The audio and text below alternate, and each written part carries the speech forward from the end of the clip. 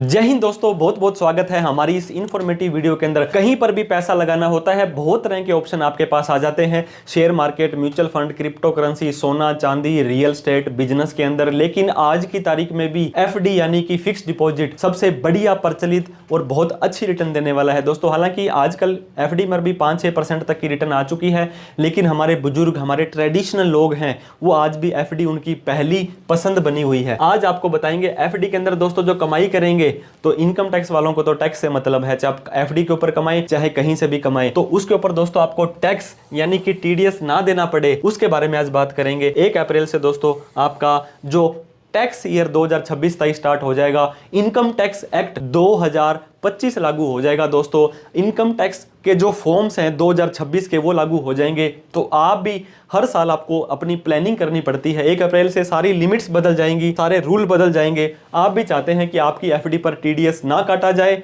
तो आप इस वीडियो के लास्ट तक जरूर बने रहें। 3 से 4 तरीके आपको बताएंगे दोस्तों। टीडीएस की full form tax deducted at source होता है, बहुत लोगों को पता होगा। मान लीजिए 1 लाख रुपए आपको कहीं से आ रहा है, तो आप इनकम टैक्स में इसे दिखाएंगे नहीं दिखाएंगे, उनको आपके ऊपर भरोसा नहीं है, तो आपका ऑलरेडी ये 10% या जो भी रेट होता है उसका टैक्स काट लेंगे और आपको सिर्फ 90,000 ही देंगे। और ये बाकी का 10% जो 10,000 है, ये आप ही के पैन कार्ड में जमा हो जाएगा। मतलब जहां से आपको पैसा आ रहा है वहीं पर ही आपका पैसा काट करके, क्योंकि इनकम टैक्स वालों का आपके ऊपर भरोसा नहीं है कि एफडी के ब्याज को आप आईटीआर में दिखाएंगे या नहीं दिखाएंगे, तो वो पहले ही इनकम टैक्स वालों ने बैंक वालों की ड्यूटी लगा दी है कि भाई इस व्यक्ति का टीडीएस काट लेना। और इनकम टैक्स दोस्तों फाइनेंशियल ईयर वाइज चलता है। 1 अप्रैल 26 से 31/3/27 आपका फाइनेंशियल ईयर 26-27, आपका टैक्स ईयर 26-27 हो जाएगा। अब दोस्तों असेसमेंट ईयर, फाइनेंशियल ईयर का कोई झंझट नहीं रहेगा। जो साल चल रहा है बस वही टैक्स ईयर है आपका। तो सारी की सारी लिमिट्स, आपका टैक्स, आपकी आईटीआर, आपके टीडीएस, आपको अब टैक्स ईयर वाइज देखने हैं। अब फिक्स डिपॉजिट की बात कर लेते हैं। अगर आपके पास दोस्तों पैसा इन्वेस्ट कर रखा है एफडी पर, और आप क्या कर सकते हैं, उस पे इंटरेस्ट प्राप्त कर रहे हैं, और ये इंटरेस्ट आपका टैक्सेबल हो जाएगा। पहले क्या होता था, लोग इसको आईटीआर में दिखाते ही नहीं थे, लोग चोरी कर लेते थे, इनकम टैक्स वालों को तो बड़ा नुकसान होता था। लेकिन अब इन्होंने ये टीडीएस का प्रोविजन भी लाया है। टीडीएस नहीं भी कटता तो भी इसके ब्याज की सूचना तो इनकम टैक्स में जाएगी। दोस्तों एफडी का जो इंटरेस्ट है ये टैक्सेबल हो जाएगा। ये स्लैब रेट के हिसाब से होगा। ओल्ड रिजीम, न्यू रिजीम आपने सुना होगा। अगर आप ओल्ड के अंदर जाते हैं तो आपकी बाकी इनकम मिलाकर के 5 लाख है तो माफ हो जाएगा, और अगर आप न्यू के अंदर जाते हैं तो आपकी 12 लाख रुपए तक इनकम माफ हो जाती है। तो हो सकता है आपको 0% टैक्स देना पड़े, हो सकता है आपको 30% टैक्स देना पड़े। एफडी का जो इंटरेस्ट है दोस्तों, उसके ऊपर जो टीडीएस कटेगा वो तो फिक्स रेट है 10%, लेकिन इसके ऊपर जब आप आईटीआर भरते समय इनकम पर टैक्स देंगे वो आपका फिक्स नहीं है। तो अगर आपने दोस्तों इंटरेस्ट 50,000 रुपए से ज्यादा का प्राप्त कर लिया एक बैंक के 1 साल के अंदर एक बैंक से, तो आपका टीडीएस काट लिया जाएगा 10%। और आपने पैन नंबर नहीं दिया तो बहुत बड़ी गलती कर रहे हो आप, फिर आपका 20% टीडीएस कटेगा और वो टीडीएस आपका वापस भी नहीं आएगा।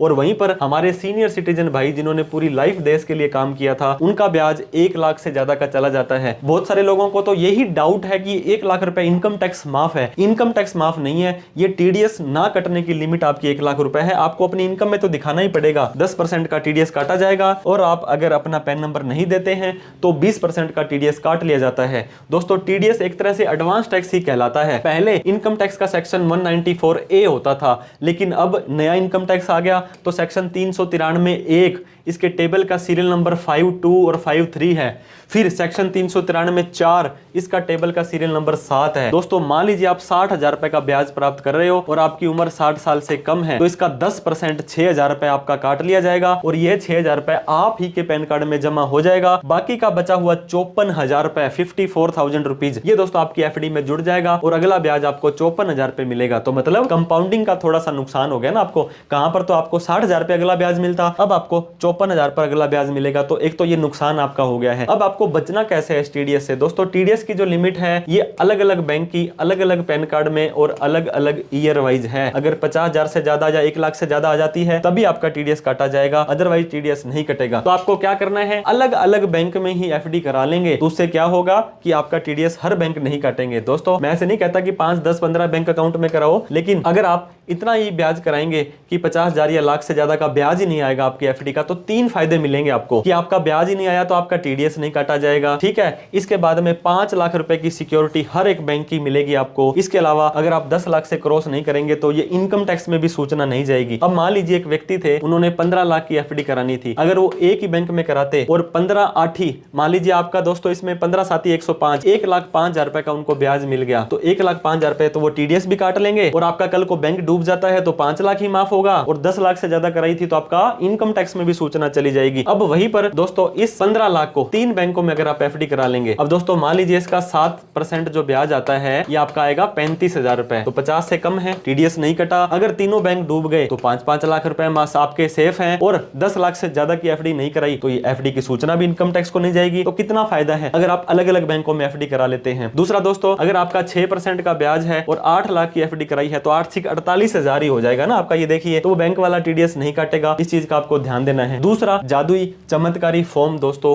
फॉर्म 15G के बारे में सुना होगा। अगर आपका ब्याज 50,000 से ज्यादा है और आप एक ही बैंक के अंदर एफडी रखना चाहते हैं, लेकिन आपकी इनकम दोस्तों ओल्ड रिजीम में जाते हो तो 60 से कम वालों की 2.5, 60 से 80 वालों की 3 और 80 से ऊपर वालों की 5 लाख है, या न्यू रिजीम में 4 लाख से कम है, तो दोस्तों फॉर्म नंबर 121 हो गया है। जो पहले 15G होता था दोस्तों, बहुत सारे लोग कंफ्यूज हैं, बहस करते हैं, वो बोलते हैं कि 12 लाख रुपए तक की इनकम है तब भी हम ये फॉर्म 15G यानी कि फॉर्म 121 दे सकते हैं। दोस्तों जब आपकी इनकम ही 4 लाख से ज्यादा चली गई तब आप लोगों को आईटीआर भरने की जरूरत वैसे ही आ गई, तो आप लोगों को ये फॉर्म नहीं देना है, लीगली और कानूनी तौर से सही नहीं है। और वहीं पर अगर दोस्तों मान लीजिए आपकी कोई लाइबिलिटी नहीं आईटीआर भरने की तो 15G फॉर्म आप दे दीजिए, ये होता है 60 साल से कम वालों के लिए। लेकिन आजकल तो फॉर्म 15G या 15H फॉर्म होता था दोस्तों, ये दोनों ही खत्म हो गए हैं। इन दोनों की जगह ही फॉर्म 121 आपका आ गया है। आप 1 अप्रैल 2026 को बैंक में ये फॉर्म दे दीजिए, या जब आप एफडी करा रहे हैं जब दे दीजिए, या हर साल के स्टार्टिंग में आपको ये ब्याज दोस्तों ये देना है। लेकिन यहाँ पर जो क्या होता है, फॉर्म नंबर 121 अगर आपको देना है, आपकी उम्र 60 है, 80 है, जितनी भी है,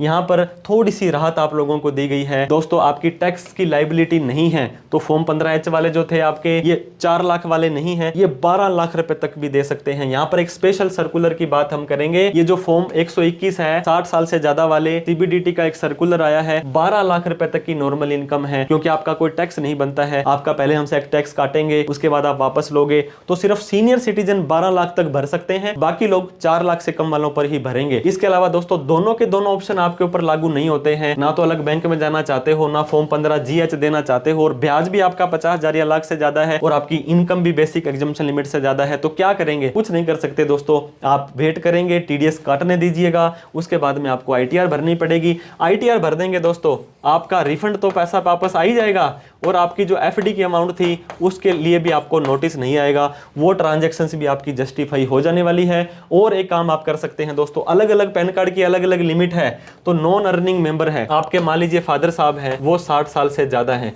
तो इसके अंदर क्या होगा कि उनको एक तो 0.5%, कई बैंक वाले 0.7 या 1% तक का ज्यादा ब्याज दे देते हैं, और आपको उसके ऊपर 30% टैक्स नहीं देना है। फादर साहब के नाम कमाई आ जाएगी, टीडीएस भी उनका 12 लाख तक नहीं कटेगा। लेकिन क्लबिंग ऑफ इनकम का ध्यान दें, आपकी वाइफ और आपके 18 साल से कम के बच्चे के नाम ये काम आप ना करें। एक हिंदू